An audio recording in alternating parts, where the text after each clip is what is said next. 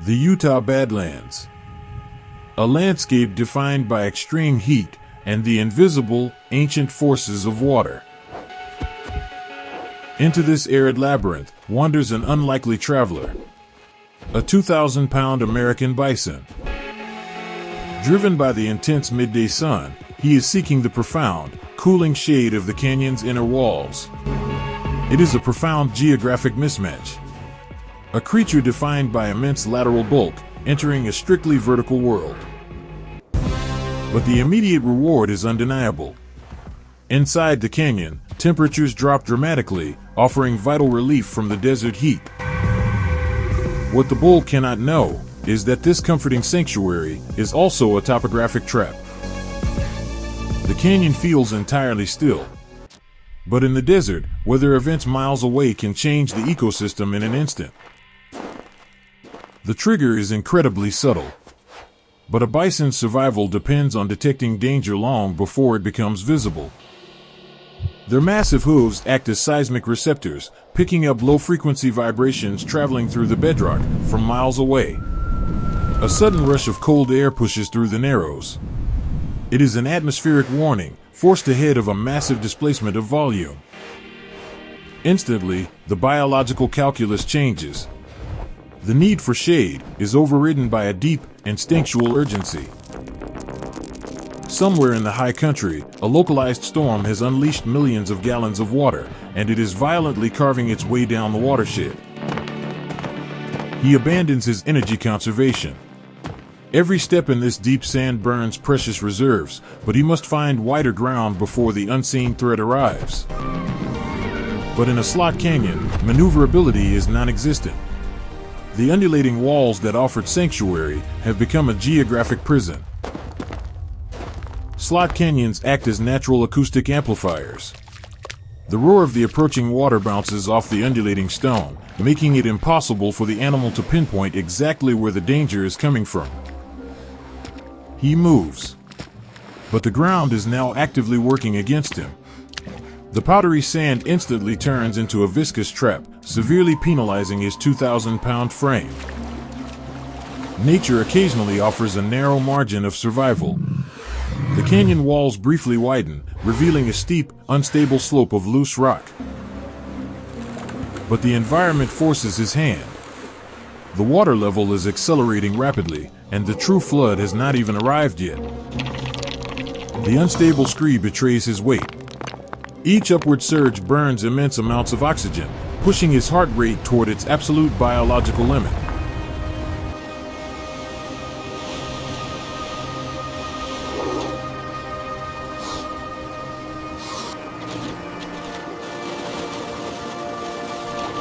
The water itself is only half the danger. The flood carries a deadly payload of boulders and timber, turning the canyon into a high-speed grinding mill. In less than 2 minutes, the entire ecosystem has been radically transformed. The canyon is now a violent, impassable torrent. Flash floods in the desert are as brief as they are violent. The water level peaks, and almost immediately begins to drop, leaving a slick, muddy high-water mark on the stone. He cannot wait. Using the solid rock beneath his front hooves, he unleashes a final, desperate surge of muscular power to haul his immense frame to safety. He has reached safety, but the biological toll is staggering. He is trapped in a massive oxygen debt. Survival now requires the immediate shutdown of all non-essential movement. He has survived the initial surge. But he is now a prisoner of the geography, a plains wanderer trapped on a tiny rocky island. As the acoustic roar fades to a steady rush, his biological systems begin to stabilize. The oxygen debt is finally repaid. When the water finally drains away, the canyon floor is unrecognizable. The exhausting, deep sand has been violently scoured from the bedrock.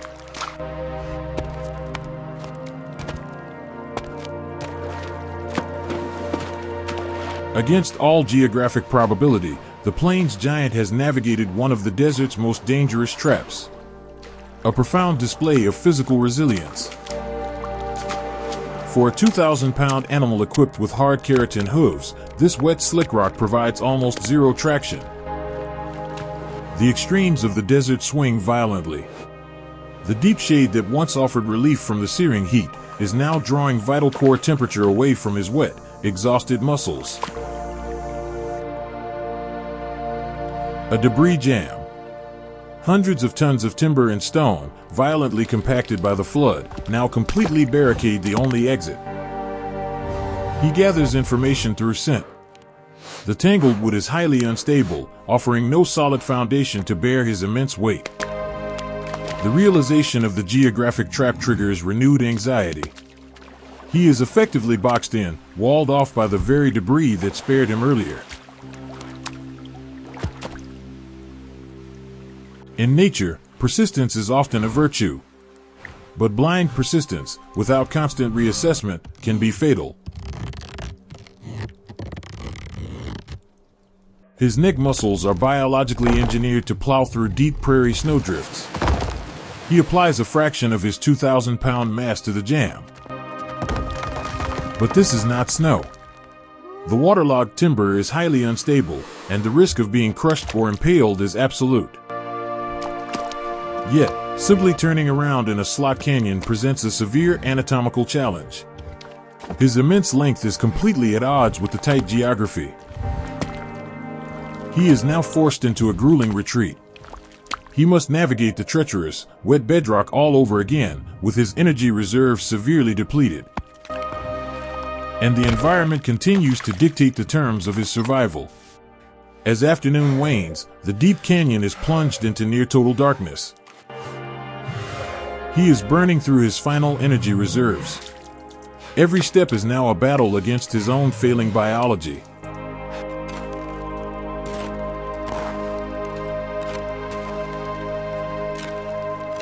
In the near-total darkness, vision fails.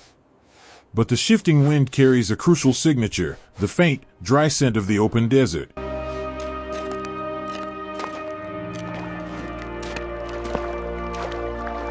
He cannot bypass it. Plunging into the near-freezing water severely accelerates his core heat loss, pushing his exhausted body closer to hypothermic shock. Gradually, the geographic prison begins to relent. The towering walls spread outward, signaling the mouth of the canyon system. But the exit holds one final trap. The flood has dumped thousands of pounds of fine, wet sediment at the canyon's mouth. Drawing on millions of years of evolutionary endurance, he commits to a final surge of sheer willpower. He refuses to stop. His massive body trembles involuntarily. Pushing 2,000 pounds of mass to the absolute limit leaves the nervous system entirely frayed. In the desert ecosystem, the aftermath of a flood is a magnet for opportunists. A coyote arrives, searching the fresh debris for casualties. Even exhausted and vulnerable, the bull remains a formidable presence. The small predator quickly assesses the risk and wisely keeps its distance.